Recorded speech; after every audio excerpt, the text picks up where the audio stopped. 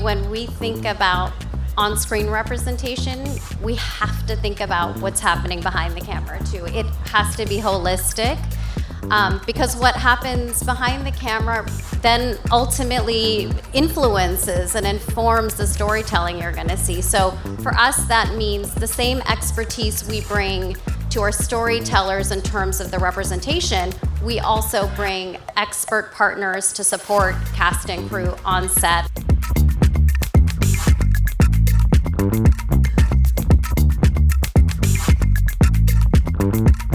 You know, how does that impact side fit into what we're all here, you know, at the Marché to talk about, which is the financial side? And for you, how do you balance those two, sometimes viewed as opposing elements, even though they aren't really? Yeah, I think it's a really great question, because sometimes the assumption is that it's a trade-off, but it doesn't have to be. We have this saying that one of our partners shared with us that now all my creative colleagues now say as well, is that every story is a mental health story. If characters in your story are experiencing emotions, they have feelings, they're going through challenges, that's a mental health story. So we're already telling these stories, and it's really about how do we tell them in a more nuanced way. And for us, what is really critical in making that case is research and data.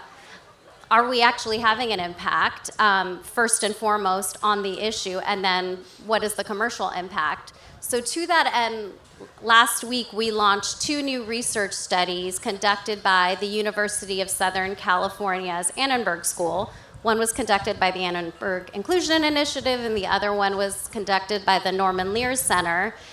And what those studies found, and these studies went on over 3 years since the Mental Health Media Guide was launched, we found since those resources were launched, the coalition was formed, we'd seen a massive increase in mental health representation in scripted television, of 40% more mental health themes. Derogatory and stigmatizing language went down by 15%. One of the other pieces of the study was to look at what is the influence on creators themselves. We found overwhelmingly that creators want these resources. They already want to tell these stories. They are telling these stories because for many of them, this is their own lived experience. So there's an appetite in the creative community. And then most importantly, the research looked at what is the actual impact on viewers. Are we having a positive impact on mental health? And the majority of storylines we studied, we looked at specific storylines, showed the viewers had greater knowledge about mental health, reduced stigma, and greater willingness to seek support, therapy, and other types of help seeking. So that was one critical piece in order to make the case within our organization, is we know this works.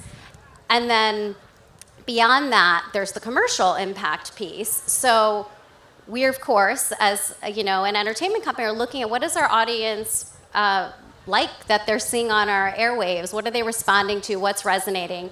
And when we do audience research around that, the mental health themes often come up organically as something that the audience is really excited to see and wants to see more of.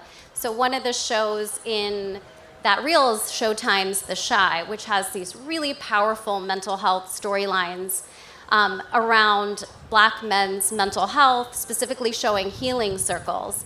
And last season, we saw that content we created around that ended up being among the top performing content of the whole year for that show, the mental health content. Over 1 million views on social. And I just have to read this quote from one of the fans. There's countless quotes like this, but this kind of brings a human element to what the impact is. So someone said, that scene where they had the guys talking about their mental health issues, I really liked that because they touched on Black men and mental health. That was great. I had to pause it, then digest what was happening because they never showed this on television, and it was constructive. I even called my male family member and said, you should watch this episode because it's okay to talk about when you're going through something.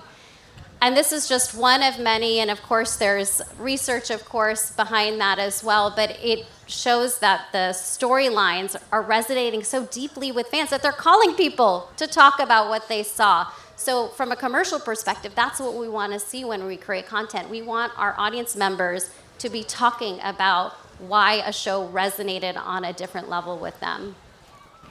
And so I'll add on to that very similarly.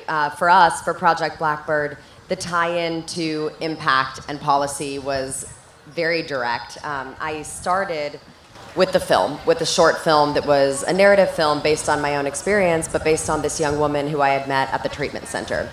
And the reason that I started Project Blackbird Inc., the organization, was because as this young woman, Blackbird, or Kendra Williams is her name, as her and I started to speak with others about our own experience with shame and silence, speaking about mental health, we realized that there were a lot of individuals out there who had experienced the same thing.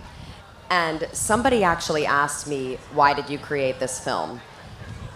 And I thought about it, and I realized that my mission with this film was not just to have it play at a festival, or was not just to have it distributed as a film might normally be distributed, but I really wanted it to touch someone in the audience, to connect with someone in the audience, and to help them realize the importance of connection with others and understanding what lies behind the face of others. Because we walk around and we see people, but we don't know what happened to them this morning. We don't know their childhood. We don't know anything really about them.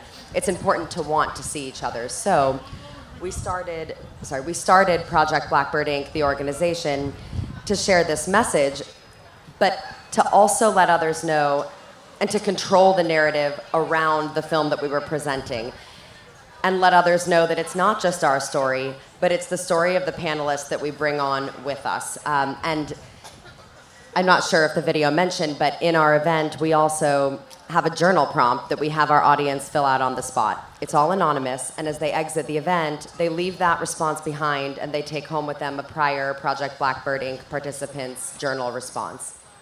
It's all anonymous. And to me, that's one of the most important pieces of the event, because you realize in real time that every single person struggles with something, and that's how I can directly see the impact. We have on our website an archive of hundreds of these responses. We're hitting over 50,000 audience members this year, and at every school that we go to, we have about an 80% click-through rate of resources. So we have a QR code and resources in the back of the room, and the interaction is 80%. That shows me how important mental health is to every individual, and it's resonating. It's important. So for us, impACT was another way to share, but also another way to be responsible with the content that we were putting out there. You mentioned audience engagement, and I think that is not just about the moment that they're watching a film or a show on the screen, but it also speaks to how those narratives are made. And particularly millennials and Gen Z, or Gen Z, I'm not really sure, in Europe, they're interested in making ethical consumer decisions. And so they're interested in how these narratives are being made. And so I was wondering, for both of you having worked in these creative spaces, how do you sort of integrate that holistic approach to not only the final product that you're putting out there, but the entire process to it being made?